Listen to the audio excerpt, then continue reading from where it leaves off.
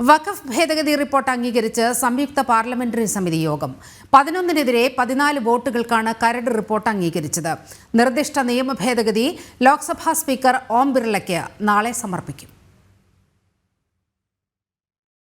ലോക്സഭയിൽ അവതരിപ്പിച്ച ബിൽ സംയുക്ത പാർലമെന്ററി സമിതിയുടെ പരിഗണനയ്ക്ക് അയക്കുകയായിരുന്നു. 30 അംഗങ്ങളുള്ള സമിതിയിൽ 25 പേർ യോഗത്തിൽ പങ്കെടുത്ത് വോട്ട് ചെയ്തു. 11-നെതിരെ 14 വോട്ടുകൾക്ക് ഭേദഗതി സംയുക്ത പാർലമെന്ററി സമിതി അംഗീകരിച്ചു. 14-11 के मार्जिन से माननीय जेपी के सदस्यों ने इस रिपोर्ट को अडॉप्ट कर लिया है. कुछ छोटे मोटे अमेंडमेंट्स हुए हैं, बल्कि बहुमत के आधार पर इसका अडॉप्शन हो गया है.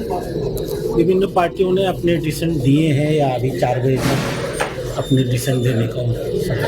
तो सर, क्या आज ये रिपोर्ट स्पीकर को सौंपी जाएगी? कल सौंपी जाएगी. അതേസമയം പ്രതിപക്ഷത്തിന്റെ എതിർപ്പുകൾ കാര്യമാക്കേണ്ടതില്ലെന്നും JPC അംഗം കൂടിയായ MP ഡോക്ടർ രാധാ മോഹൻദാസ് അഗർവാൾ പറഞ്ഞു.